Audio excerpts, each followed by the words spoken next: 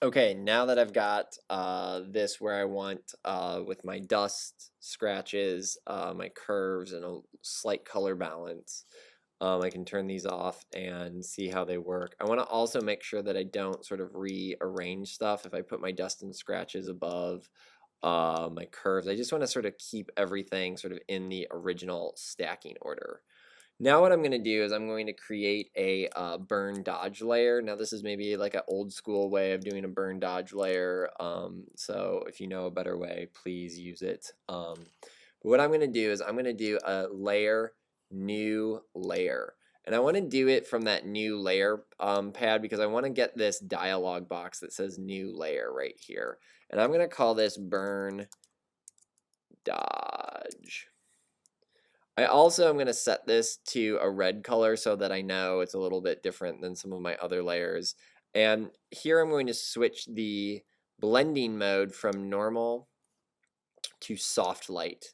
When I have soft light checked, I will then check fill with soft light, neutral color 50% gray. And now I'm going to say okay. And now what I can do is I can use a couple different tools to make parts of my image brighter or darker. So what I'm going to do is I'm going to hit the D key to get my colors back to default.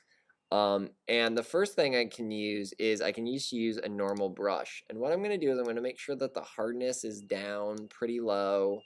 And I can also sort of increase or decrease the size, right? So if I want to make an image area a little bit darker, like say this grass, I can just sort of paint on the area. And I want to show you that in a very intense way because I want you to see it work. I also, if I hit the X key, I will switch from black to white. And you can also then see that I can make an image area lighter. Now again, that looks terrible, so I'm going to go to my history state and I'm going to go back up to where I started. The key to this is going to be using a low opacity. So I'm going to maybe start at a 10 opacity, and I'm going to say, like, I think his face needs to sort of come up a little bit. So I'm going to come in with a bigger fuzzy brush, and I'm going to actually, at 10 opacity, I'm going to lighten up his face a little bit. Now I'm going to go back in my history state there because I didn't really necessarily love that. So I'm going to come back in and maybe do a little more careful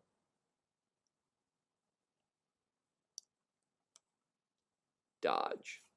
Now I might then sort of look at his hair and come in and sort of say, like, let's go ahead and let's darken his hair in a little bit to give me a little more contrast. So again, I'm going to do that. Now this is an additive process, so I have not unclicked my mouse, and you'll maybe hear it in the screen recording that if I click, it's going to add to the process a little bit more. So we can see it work, not work.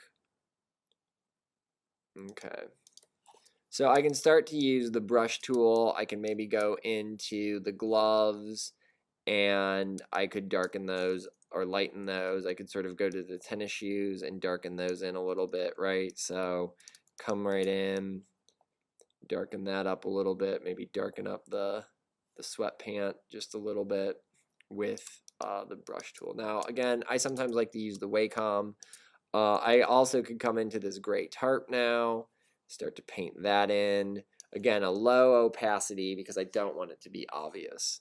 The other tool that I can use that I really like is the gradient tool. So I'm going to switch to the gradient tool, and up here I'm going to make sure that instead of fading from white to black or black to white, that I'm going from the dominant color to fade out. So do you see how this tool goes to the black to 0? And so what I can do is I can actually use this like a darkroom burning tool. I'm going to drop again the opacity maybe to 10, and what I can do is I can start to click and drag down and sort of dodge in like I might have dodged in the darkroom.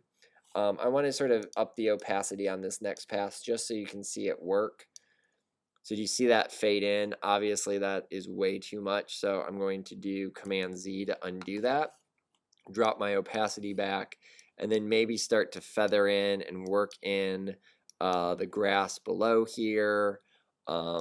Maybe come in a little bit this way, maybe come in a little bit this way, and I can really start to like create how this image is going to sort of look. And so now, not unlike a darkroom dodge and burn, I can make this image start to look the way I want it to look.